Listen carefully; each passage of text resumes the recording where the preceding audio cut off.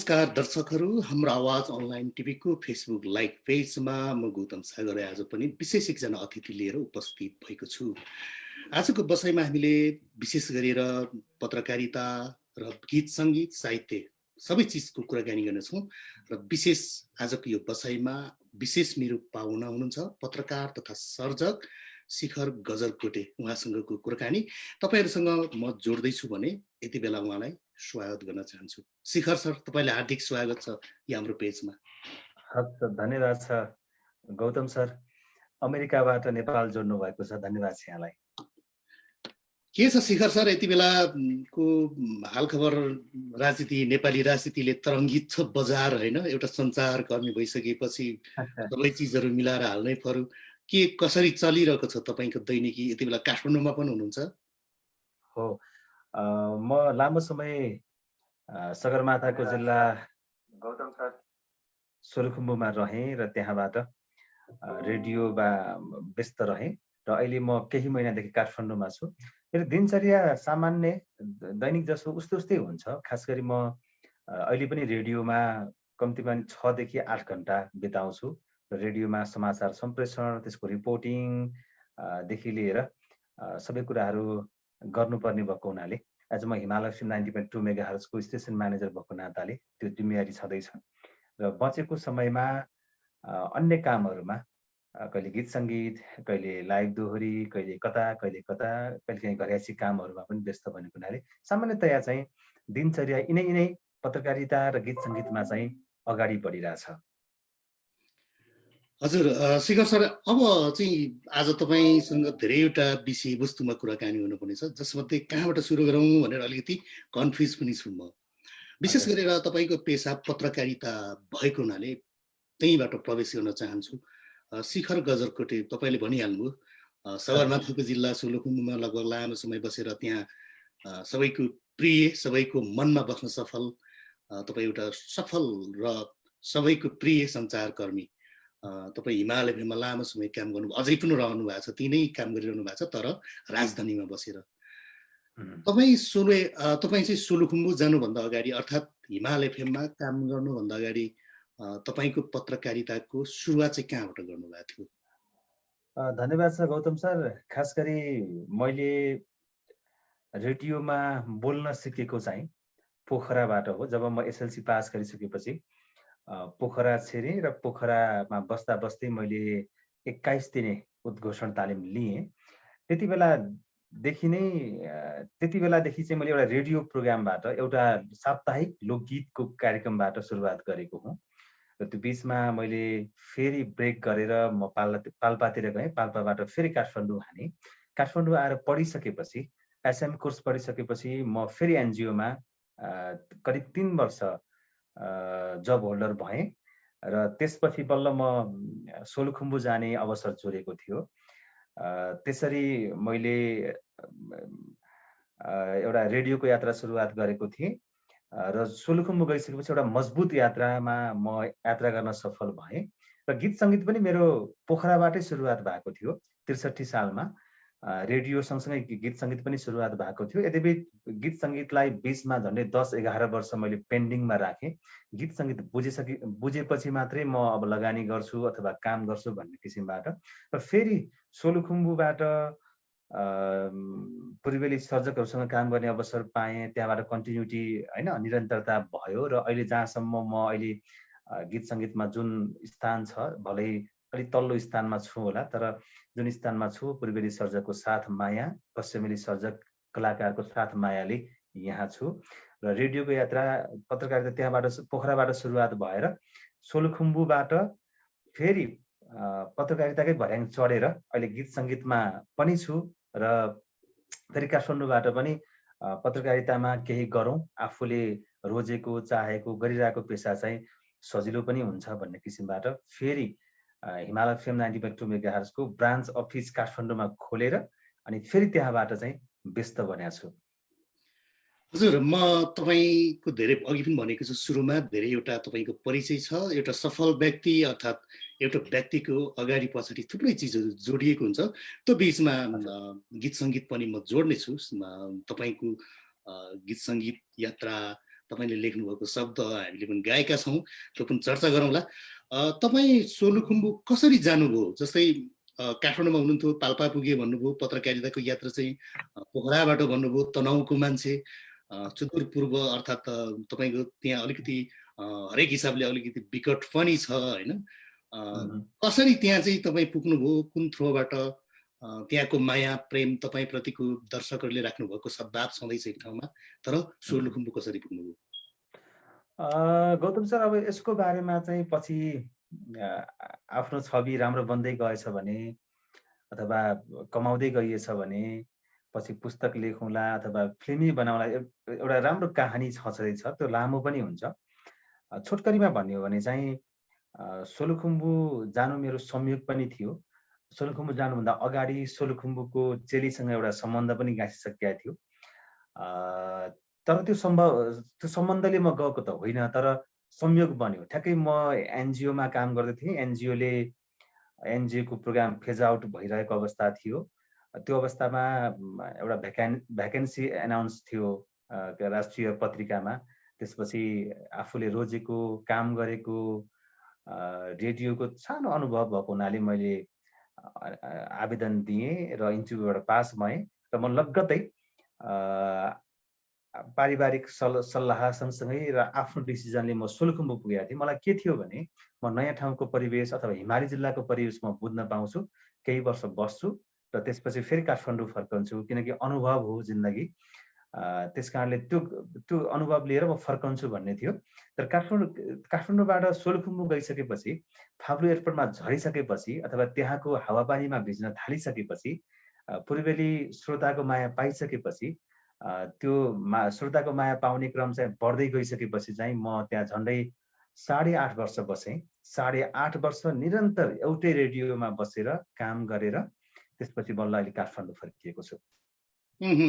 जस्तै तपाईँ सोलुखुम्बुमा 8.5 वर्ष लामो समय, त्यो पनि एउटै रेडियोमा, तपाईँहरूको त्यहाँ हिमाल रेडियो भन्ने बित्तिकै चाहिँ पूर्वाञ्चलमा मात्र होइन, लगभग नेपालका आधा भूभाग 42वटा जिल्लाभन्दा बढीमा सुन्न सकिन्छ।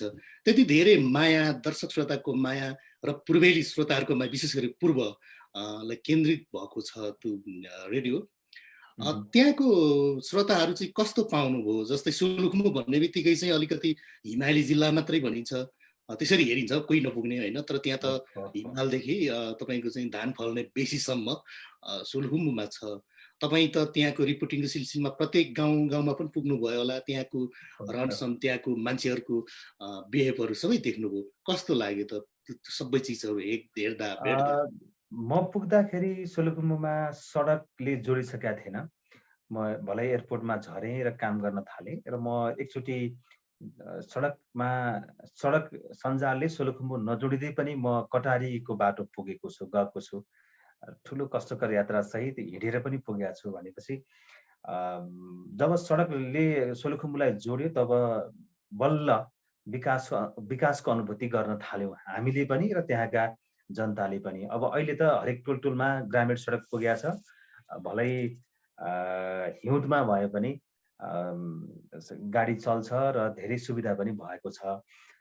हिमाली जिल्लाका श्रोताको माया त यति गर्विलो छ कि यति मिठासपूर्ण छ, ठुलो छातीले माया गर्नुहुन्छ कि उहाँहरूले दिनुभएको मायाले गर्दा अहिलेसम्म म टिकिरहेको छु कि उहाँहरूको मायाले जुन प्रेरणा मिल्यो, सोलुखुम्बु मात्र होइन, खोटाङ, ओखलढुङ्गा, उदयपुर, रामेछाप, यता सिन्धुली सबैतिरको मायाले हामीलाई फुर्काइरहेको छ। हामीलाई अझ यही क्षेत्रमा टिकिरहनको लागि, यही क्षेत्रमा बिकिरहनको लागि चाहिँ एउटा प्रेरणा मिलिरहेको छ। र साँच्चीकै ग्रामीण क्षेत्रको माया, एउटा रेडियो कर्मीले पाउने माया एकदम विचित्र छ। यद्यपि त्यो माया चाहिँ प्रविधिको विकाससँगै अहिले घट्दै गएको अनुभूति चाहिँ भएको छ। नत्र भने पूर्वेली श्रोता दर्शकको मायाले म त फुरुङ्ग छु। जस्तै तपाईँ आफै सञ्चारकर्मी पनि, अब अहिले तपाईँले लगभग धेरैवटा अनलाइन न्युजहरूमा पनि न्युज पनि हालिरहनु भएको देख्छु होइन। अब रेडियोमा बोल्ने, आफ्नो आवाजसँग श्रोतासँग भिज्ने, कुराकानी गर्ने आफ्नो ठाउँमा छ। यो एउटा सञ्चारकर्मी भएर, एउटा पत्रकार भएर तपाईँको चाहिँ अरूको आवाज ल्याउँदै गर्दा, त्यसलाई प्रसारण गर्दै गर्दा, अर्थात् अर्काको मनभित्रको कुराहरू लेख्दै गर्दा चुनौतीहरू चाहिँ कति आउँदो रहेछ त सर? पत्रकारितामा जोखिम त छँदैछ। जोखिमको पाटो एकातिर छँदैछ र मजा पनि उत्तिकै छ। जति हतारमा, जति प्रेसरमा काम गर्छौँ, त्यसको प्रतिफल आइसकेपछि त्यति नै मजा महसुस हुन्छ, त्यति नै गर्व महसुस हुन्छ कि म त अझै सबै सबै उमेर समूहका व्यक्तिहरूसँग नजिक भएर अलिकति मिलेर काम गर्न रुचाउने मान्छे हुँ। मलाई बुढापाकाले पनि उत्तिकै माया गर्दैछ जस्तो लाग्छ र भर्खरका बालबच्चाले पनि उत्तिकै माया गर्दैछ जस्तो लाग्छ र आफ्नो उमेर समूहको त एउटा टिमवर्क, सहकार्य त हुन्छ नै, हुनुपर्छ नै।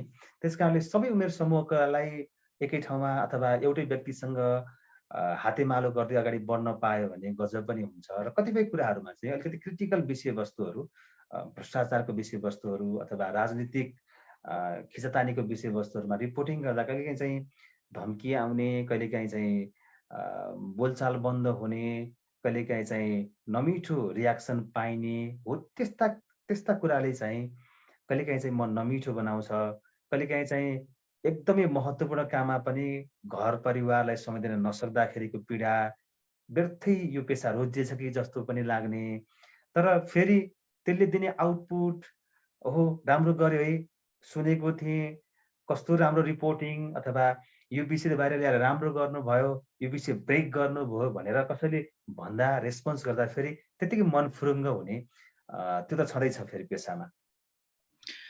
जस्तै शिखर गजरकोटे मैले चिनेको लगभग 8 वर्ष औहार नै भयो होला। तपाईँ जब सोलो आउनुभयो र हिमाल एफएममा कार्यक्रम चलाउन थाल्नुभयो, बेला बखत म सोलो आउँथेँ, भेटघाट भइरहन्थ्यो तपाईँहरू, होइन?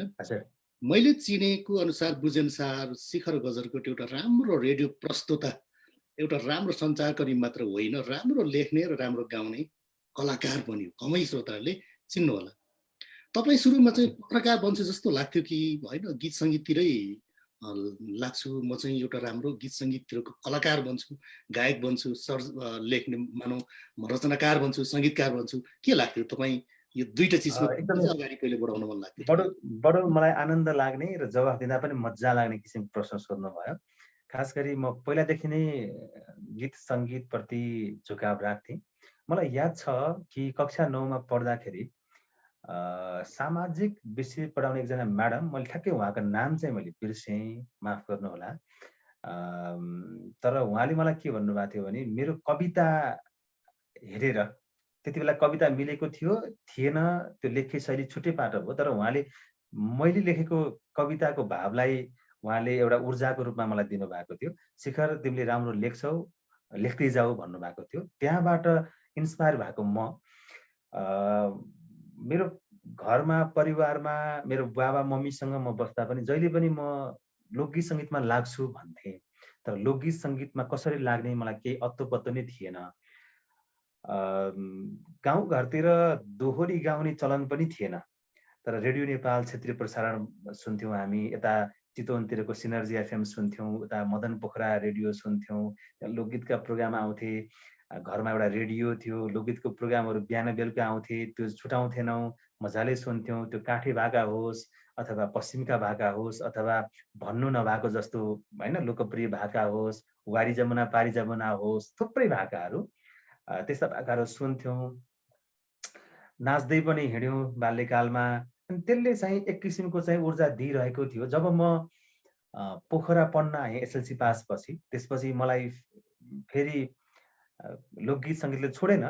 मलाई एउटा कस्तो उदाहरण पनि छ भने, मैले हुन त अहिलेसम्म पनि बुवालाई भनेको छैन। परिवारमा मैले खोलेको छ नि एउटा रहस्य, आज चाहिँ खोल्नु जस्तो लाग्यो। यो सुवर्ण अवसर पनि हो मेरो लागि। मैले रेडियो सारङकोट, अहिले पनि छ रेडियो सारङकोट, पोखरामा चलिरहेकै छ। त्यहाँ हाम्रो प्रेम सागर पौडेल दाई, उहाँ लोकगीतकै प्रोग्राम चलाउनुहुन्थ्यो। हाम्रो राजन कार्की अहिले पनि लोक गायक हुनुहुन्छ, उहाँले निरन्तर पछिल्लो समयमा गीत पनि निकालिरहनु भएको छ। प्रेम सागर पौडेल पनि अहिले रक्षा म्युजिक, प्रयास म्युजिकमा अहिले काम गरिरहनु भएको छ आफ्नै। उहाँहरूको साथमा सारङकोट रेडियोको वार्षिक उत्सव थियो। त्यसपछि त्यहाँ नाच्ने भनेर तयारी गऱ्यौँ। तर मलाई याद रहेनछ कि त्यो दिन चाहिँ मेरो इक्जाम रहेछ। 12को हैन। अनि बेलुका आएर शेड्युल हेर्दा चाहिँ इक्जाम छुटिसक्यो।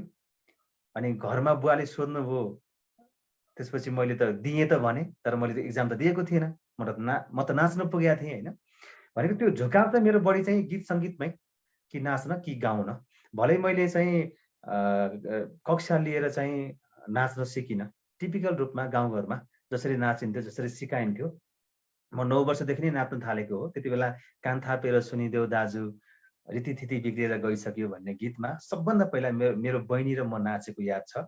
त्यति बेला चाहिँ ठुलो सांस्कृतिक कार्यक्रम हुन्थ्यो हैन। पर्दाहरू टाँगेर चाहिँ स्टेज बनाउने, पर्दा सरर खोलेपछि चाहिँ नाच्न थाल्ने, सकिएपछि सरर बन्द हुन्थ्यो, तालीको गडगडाट हुन्थ्यो, रातिको समय हुन्थ्यो, लामो बाटो हिँडेर जानु पर्थ्यो, तयारी गर्नु पर्थ्यो हप्ता 10 दिनदेखि।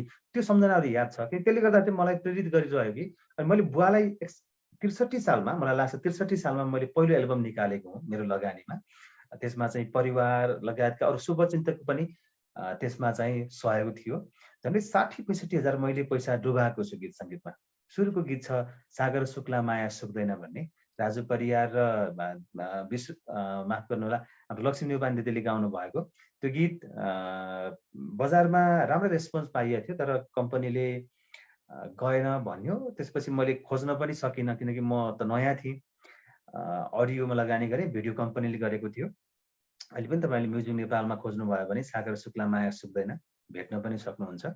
त्यो गीत मेरो सङ्गीत क्षेत्रको चाहिँ पहिलो गीत थियो। पश्चिमको भाका वियोगान्त थियो, राजन कार्कीको भाका, प्रेम सागर पौडेलको शब्द थियो।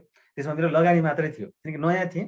नयाँ भएको हिसाबले चाहिँ यसो गरौँ न त्यसो गरौँ न भन्दाखेरि चाहिँ म चाहिँ एग्री हुन्थेँ, किनकि नेपाली लोकगीत सङ्गीतमा प्रवेश गर्नु थियो हैन। त्यसपछि चाहिँ म चुप लागेँ, किनकि मसँग कमाउने त्यस्तो मेसो पनि थिएन र अरूले कमाएर दिने मेसो पनि थिएन। 60-65 हजार त डुबिहाल्यो। त्यस कारणले पनि म बिचमा ब्रेक गरेर म बसेँ गीत सङ्गीतमा चाहिँ। जस्तै तपाईँ विशेष गरेर गीत सङ्गीतको कुरोमा हामी प्रवेश गरिसकेका छौँ। यसमा बिचमा हामी तपाईँको पत्रकारितासँग पनि जोड्दैछौँ। सुरुमा तपाईँ गीत सङ्गीतमा जस्तै त्यो बेला त अडियोको जमाना थियो हैन। अडियो चाहिँ कम्पनीमा लगेर चाहिँ त्यसको रोल्टी खानुपर्ने चल्यो भने अब कति आउँथ्यो कति आउँदैन थियो, त्यो बेलाको अलिकति त्यो जमाना मैले पनि भेटेको छु। सम्भव भयो भने सर पहिलो तपाईँको एल्बमको अलिकति गीत हामी सुन्छौँ। तपाईँ त गाउनु पनि हुन्छ, फेरि अब चाहिँ गीत सङ्गीतमा प्रवेश गऱ्यौँ।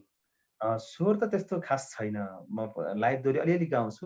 बढी जसो रेकर्ड गीत चाहिँ आफ्नै स्वरमा चाहिँ एउटा मात्रै भएको छ, तर त्यो भिडियो बनाउन सकिनँ मैले र त्यत्तिकै पेन्डिङमा छ। खास म त्यति रेकर्डेड गीतमा आफ्नो स्वर रेकर्ड गराइसकेका छैन। यद्यपि पहिलो गीत सम्झौँ।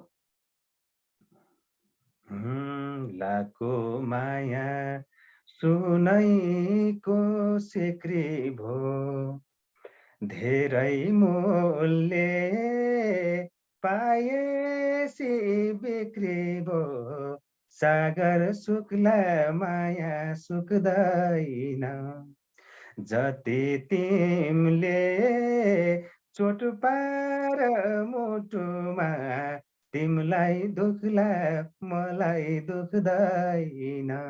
यस्तो थियो। भरे त्यहाँ राजु परियार दाइले राम्रोसँग गाउनु भएको छ, चाहिँ मैले सम्झेको मात्रै हो। जस्तै तपाईँ आफै पनि धेरै क्षेत्रका गीतहरू रेडियोमा प्रसारण गर्नुहुन्छ नि हैन। विशेष गरेर पूर्व क्षेत्रको धेरै कलाकारहरूसँग, त्यहाँको चाहिँ सर्जकहरूसँग तपाईँको उठबस छ र पूर्वेली गीतहरू पनि धेरै तपाईँले बनाउनु भएको छ, लेख्नु भएको छ, गाउनु पनि भएको जस्तो लाग्यो मलाई। एक दुईवटा भिडियो पनि देखाएको थिएँ, तपाईँ अभिनय पनि गर्नुहुन्छ हैन। यस्तो अवस्थामा तपाईँको चाहिँ यो जस्तै हाम्रो विभिन्न भूगोल परिवेश अनुसारका हाम्रा लोकगीतहरू फरक छन् हैन, पूर्वेली गीत चाहिँ कस्तो लाग्छ तपाईँलाई?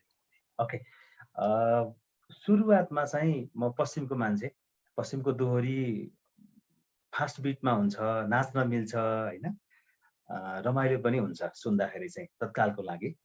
त्यो परिवेशबाट गएको रेडियोमा लोकगीतको प्रोग्राम अलरेडी थियो नै, चलिरहेकै थियो। त्यसपछि म गएर रेडियोको प्रोग्राम ह्यान्डल गरेँ। पूर्वेली गीतको ज्ञान थिएन मलाई सुरुमा मन पनि पर्थेन। अलिक स्लो जस्तो लाग्ने, अलिक ढिलो जस्तो लाग्ने, अलिकति ठाउँ विशेषको बारेमा बढी जसो चर्चा हुने भएको हुनाले खासै मन पर्थेन। जब मैले रेडियोमा बजाउन थालेँ, सुन्दै गएँ, अनि जब अभ्यस्त भएँ, अहिले त गजब लाग्छ। किनकि त्यस कारणले नै म पूर्वेली गीत लेख्न थालेँ हैन। पानी मिठो यारी खोलाको प्रियजन राईसँग सहकार्य भयो, उहाँले शब्द लेख्ने अवसर दिनुभयो। त्यो गीत यति चर्चित छ पूर्वमा हैन। मजाले आनन्दले सबै कुरा भुलेर छम छम छम नाच्न मिल्छ हैन। त्यस्तै पूर्वेली कान्छी मेरो शब्द र भाका भनेर अब भाका त कति अब्बल बनाउन सके थाहा छैन, तर प्रियजन राई र टिका पोलले गाउनुभयो पूर्वेली कान्छी भनेको मान्छे भन्ने। त्यसपछि बार्ला हुई मायाले जुन थेगो र शब्द मेरो थियो, प्रियजन सरले भाका बनाउनु भयो, राजेश पायल दाइले गाउनु भएको छ। त्यो उत्तिकै अब्बल पूर्वेली भाका हो हैन। अनि चुल्ठो बाटी हाल मलाई मन परेको, भित्रैदेखि मन परेको चाहिँ गीत हो। त्यसमा मैले खास गरी म नाच्दिन त भन्दै थिएँ, तर भिडियो चाहिँ कसरी सस्तो बनाउने भन्ने मामिलामा चाहिँ अनि अब प्रियजन सरको निर्देशन, उहाँले तपाईँ आफै नाच्नुहोस् भन्ने पनि आयो। हो त एकचोटि टेस्ट पनि गराउन त भन्ने किसिमबाट त्यसमा देखियो। तर त्यो त्यति राम्रो मेरै कारणले, मेरो हैन नृत्य क्षमता कमजोर हुँदाखेरि खासै राम्रो बन्न सकेन त्यो गीत भिडियो चाहिँ। तर गीत चाहिँ उत्तिकै अब्बल छ। कृष्णभक्त राईले गाउनु भएको छ हैन, प्रियजन राईको स्वरमा गाउनु भएको छ। र पछिसम्म अहिलेसम्म पनि म पूर्वेली गीतहरू लेख्दैछु। तपाईसँग पनि एउटा गीतमा सहकार्य मिल्यो, डाँडेको चौतारीमा हैन। त्यो गीत पनि राम्रो बनेको छ, सुन्दा आनन्द लाग्छ, कथा बगेको छ। तपाईहरुको सबै साथीहरुसँग चाहिँ सहकारी गर्ने अवसर मिल्दैछ। अझै गरौँ, गर्न सकिन्छ, अझै अगाडि बढौँ भन्ने त छँदैछ। अझ एउटा सञ्चारकर्मी, एउटा पत्रकार त घुमिरहनु पर्छ हैन। अब विभिन्न ठाउँमा पुगिन्छ। यसले चाहिँ अझ प्लस पोइन्ट हुन्छ होला हैन। जस्तै नयाँ सिर्जनाहरू गर्नको लागि ठाउँ विशेष, भूगोल विशेष र फरक मान्छेहरूसँग भेट्ने पनि यसले प्लस पोइन्ट। एकदमै यो सृजना भन्ने चाहिँ संयोग हो के। अहिले बोल्दा बोल्दै तपाईहरु मेरो बीचमा कुनै नयाँ शब्द आयो, कुनै नयाँ परिवेश आयो, ठ्याक्कै दिमागले क्लिक गर्यो भने त त्यसलाई त मैले त गीतको रूपमा ढाल्न पनि सक्छु, अथवा कुनै न कुनै कोणबाट मैले कुनै न कुनै कोणबाट गीतमा चाहिँ समावेश गर्न सक्छु। एउटा राम्रो सुन्दरी युवती देख्यो भने क्लिक हुन सक्छ कहिलेकाहीँ चाहिँ। राम्रो सुन्दर केटा देख्यो भने, उसको व्यवहार मन पर्यो भने चाहिँ त्यसलाई चाहिँ गीत संगीतमा मिसाउने। कतिपय कुरा चाहिँ आफ्नै अनुभव पनि मिसिन्छ, कतिपय कुरा चाहिँ काल्पनिक पनि हुन्छ हैन। देखेर, हेरेर, भोगेर सबै कुरालाई चाहिँ समावेश गरेर बल्ल एउटा प्रेमिल गीत बन्ने भयो, बल्ल एउटा गाउँठाउँको बारेमा गीत बन्ने भयो हैन।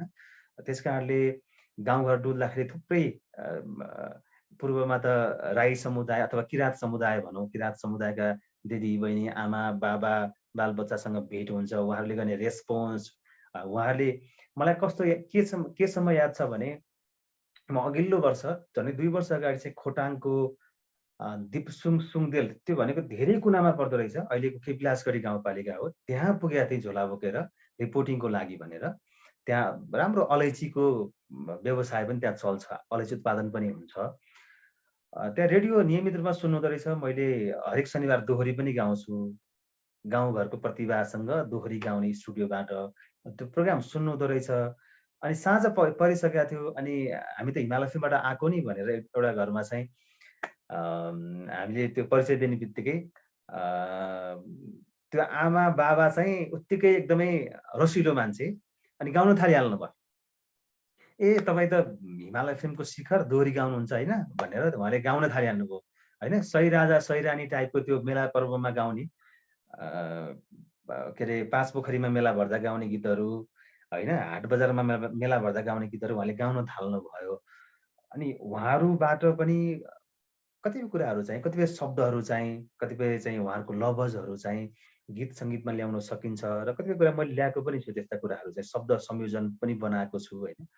त्यसले गर्दाखेरि गाउँघरले सिकाउने त हो, हामी त्यही माटोमा जन्म्यौँ, त्यही माटोमा हुर्क्यौँ, त्यही खेल्दै हाँस्दै त्यही माटोको गीत गाउँदै गाउँदै आएका हुनाले, अथवा लेख्दै कोर्दै त्यो कवितामा होस्, कुनै हरफमा होस्, कुनै शायरीमा होस् होइन, त्यो लेख्दै लेख्दै आएको हुनाले चाहिँ हामीलाई सजिलो पनि हुन्छ र त्यो मिसिन्छ पनि, त्यसको प्रभाव पर्छ पनि।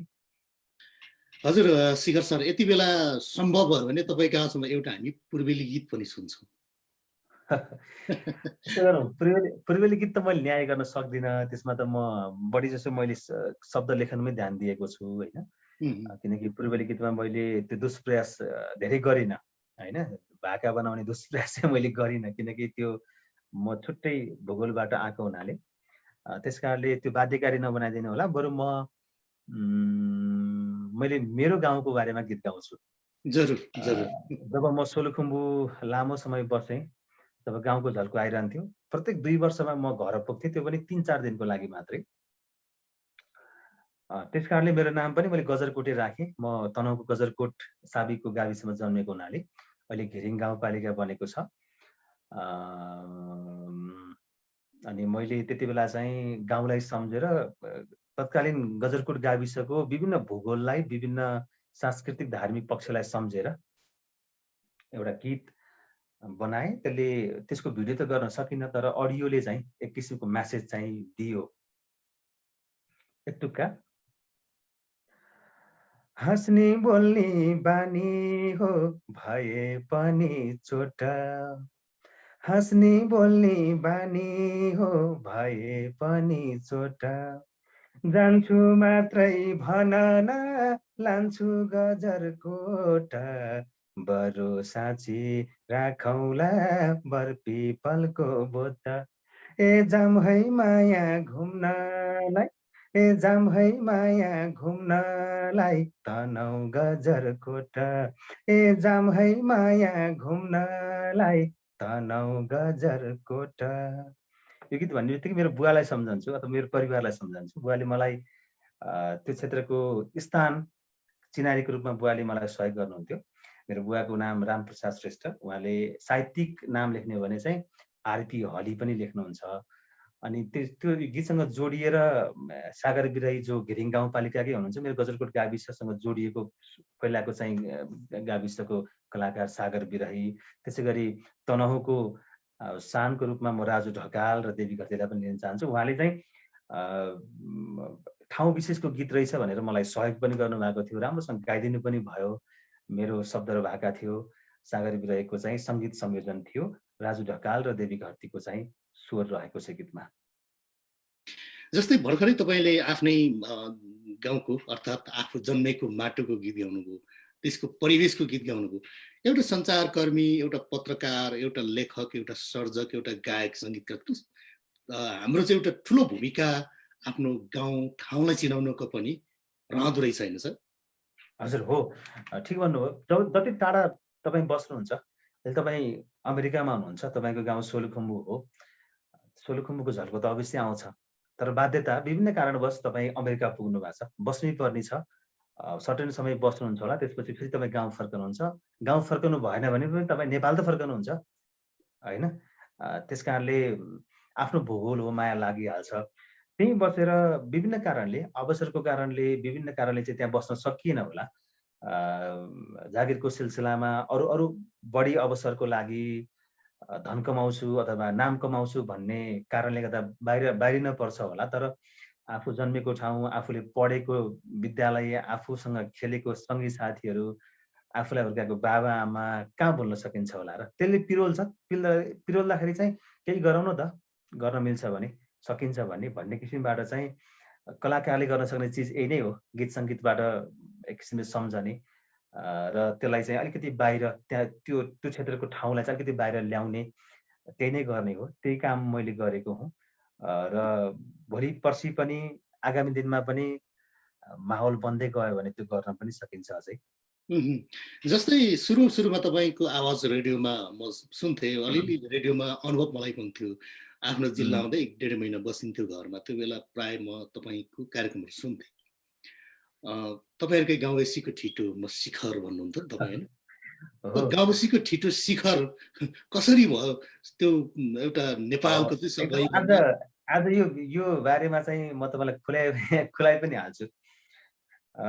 खास गरी मेरो घरमा बोलाउने नाम चाहिँ लक्ष्मण हो हैन। गाउँघरमा मेरो बुवाको नाम चाहिँ राम हो, मलाई चाहिँ लक्ष्मणको रूपमा बोलाउनुहुन्थ्यो सानोदेखि नै।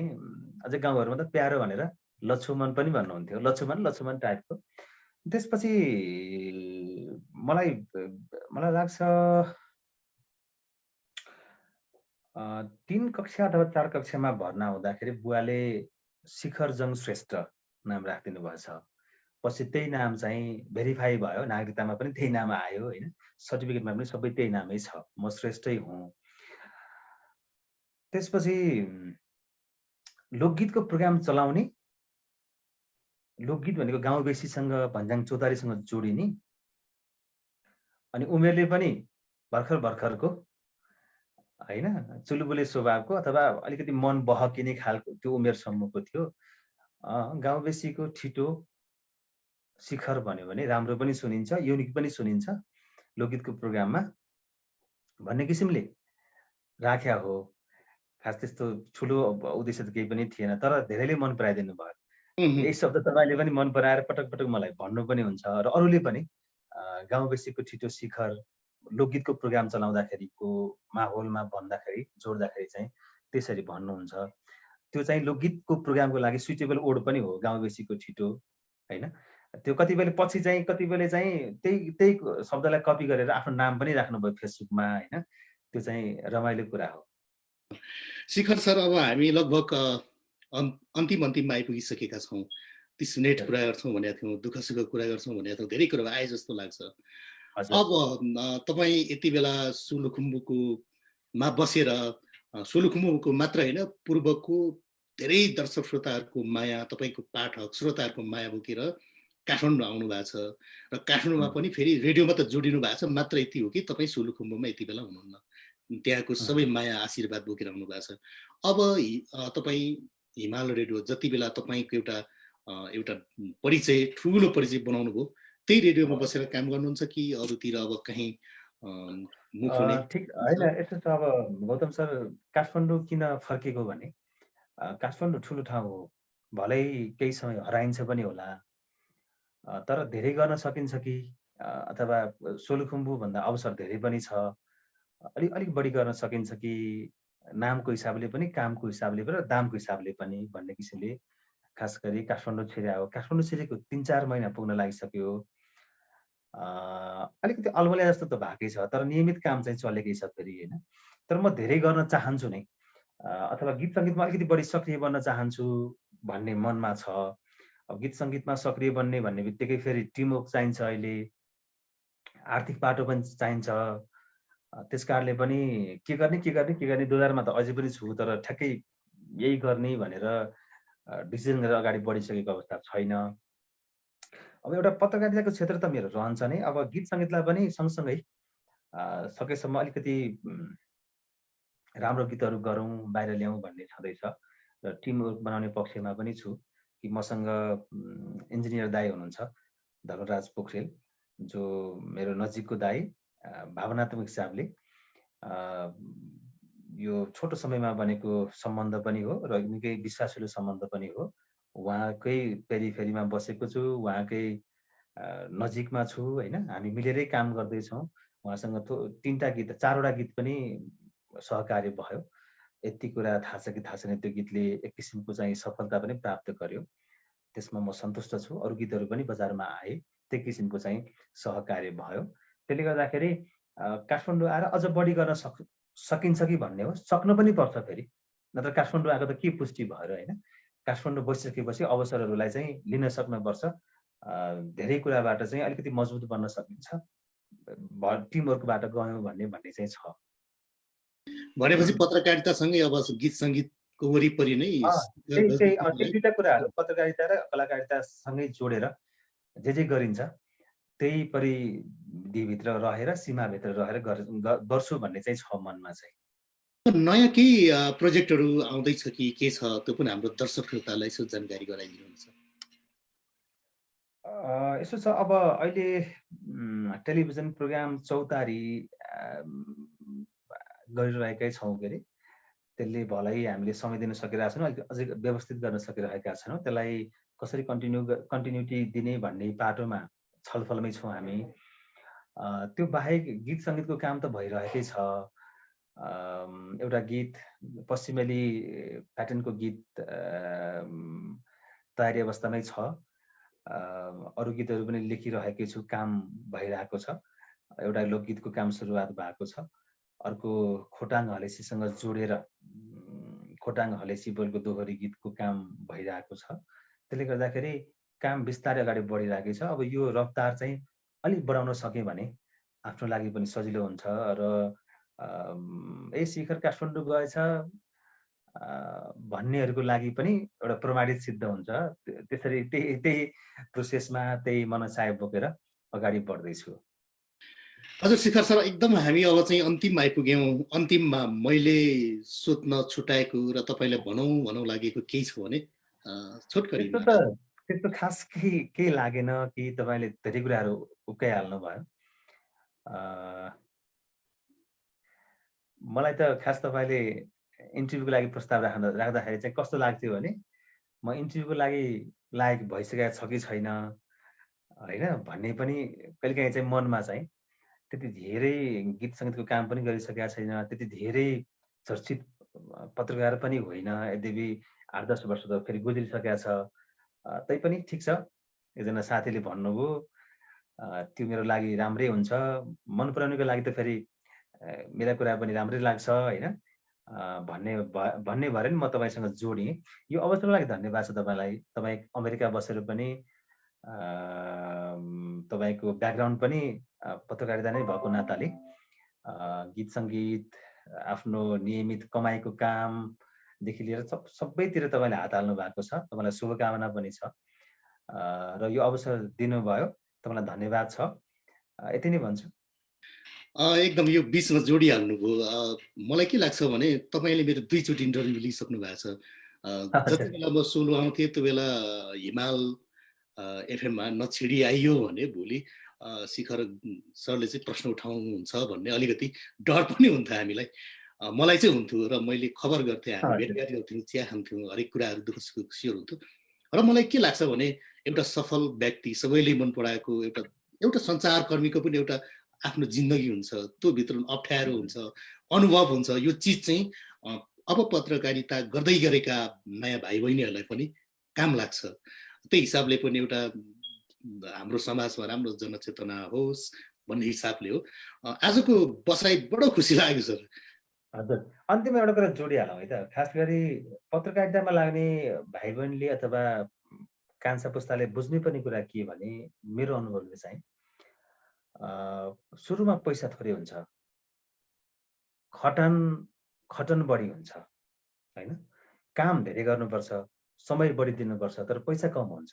तर त्यही क्षेत्रमा चाहिँ निरन्तर आफ्नो क्षमता अभिवृद्धि सँगसँगै निरन्तर इमान्दारीपूर्वक लगनशील भएर विश्वासिलो सहित टिमवर्कमा काम गर्न सक्नुभयो भने यो क्षेत्रमा पनि नभएको त होइन, फेरि राम्रो पनि गर्न सकिन्छ। त्यसकारणले सुरुवातमै मलाई यति हजार पैसा भयो भने म काम गर्छु टाइपले आउनुभयो भने यो क्षेत्रमा टिक्न पनि सक्नुहुन्न, तपाईँ बिग्न पनि सक्नुहुन्न। यो चाहिँ सुझावको रूपमा मात्रै मैले कान्छो पुस्तालाई भन्न खोजेको होइन।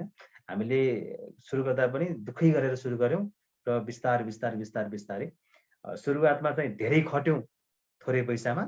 अब अहिले चाहिँ अलिक कम खर्चौँ होला, तर अलिक धेरै पैसा आउँछ भनेको त्यो रणनीतिबाट चाहिँ अगाडि बढ्नुपर्छ। त्यो गर्न सक्यो भने मात्रै यो क्षेत्रमा टिक्न सकिन्छ, बिग्न सकिन्छ। यही नै सुझाव हो मेरो। जरुर, धेरै दर्शक श्रोताले हेरिरहनु भएको छ। यति बेला हामीले प्रत्यक्ष प्रसारण लाइभमा छौँ, सायद धेरैले हेरिरहनु भएको छ। खुसी पनि लाग्यो शिखर सर यो महत्त्वपूर्ण समय दिनुभयो हाम्रो लागि। हामी सधैँ सँगसँगै रहनेछौँ हरेक सहयात्रामा। गीत सङ्गीत, पत्रकारिता हरेक हिसाबमा हामी रहनेछौँ। यो महत्त्वपूर्ण समयको लागि मेरो व्यक्तिगत तर्फबाट र होल हाम्रो आवाज अनलाइन टिम सबैको तर्फबाट तपाईँलाई विशेष धन्यवाद। फेरि पनि दर्शक श्रोताहरूको चाहना भयो भने कुन विषयमा कुराकानी गर्ने फेरि हामी अलि लामो समय कुराकानी गर्छौँ सर। धन्यवाद। जाँदा एउटा गीतको टुक्का गाइहालौँ। जरुर सर। मलाई मन परेको र धेरै दर्शक श्रोताले मन पनि पार्नु भएको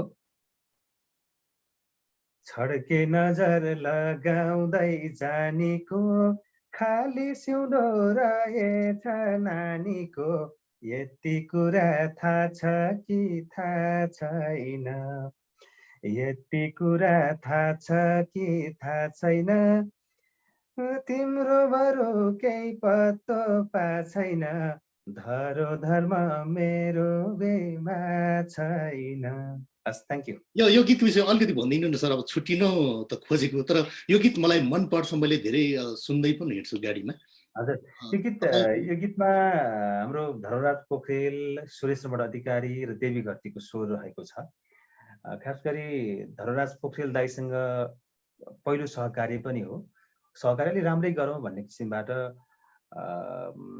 हामी लाग्यौँ र यसको निर्माणको काम पनि दाइले नै गर्नुभयो र शब्द र भाका मैले बनाएँ र यो गीतलाई रुचाइएको छ। यतिको गीत नराम्रो पनि लागेन अथवा के अरे डिजिटल मिडियामा बिकेन भनेर पनि म भन्दैन। भलै करोडौँ क्लबमा चाहिँ प्रवेश गर्न सकेन होइन, त्यो चाहिँ छुट्टै बाटो भयो। तर टिकटक सामाजिक सञ्जालहरूमा टिकटकमा मन पराएको गीत हो र यो चाहिँ शब्द तपाईँको होइन सर?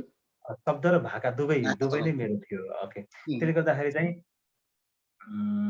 हामी सन्तुष्ट छौँ यो गीतबाट चाहिँ, किनकि यो धर्मराज पोखरेल र शिखर गजरकोटेको जोइन्टली सहकार्यको पहिलो गीत पनि हो र यसले एक किसिमको सन्तुष्टि पनि दिलायो र त्यसपछि निरन्तर रूपमा सहकार्य गर्ने वातावरण पनि बन्यो।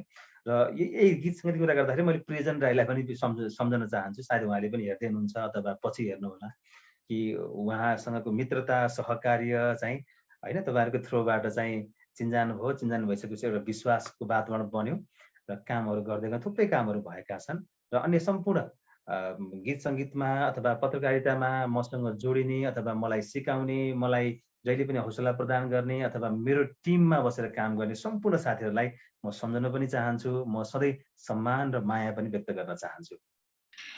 कस्तो मिठो कुरो गर्नुभयो सर। अब धेरै अझै बोलौँ लाग्छ, तर अब चाहिँ समय धेरै नै हामीले क्रस गरिसक्यौँ। फेरि हामी जोडिनेछौँ यो महत्त्वपूर्ण समयको लागि। तपाईँलाई फेरि पनि धन्यवाद दिँदै सर। यति बेला भने हामी छुट्टिन्छौँ। तपाईँलाई शुभरात्री। हस्, थ्याङ्क यू।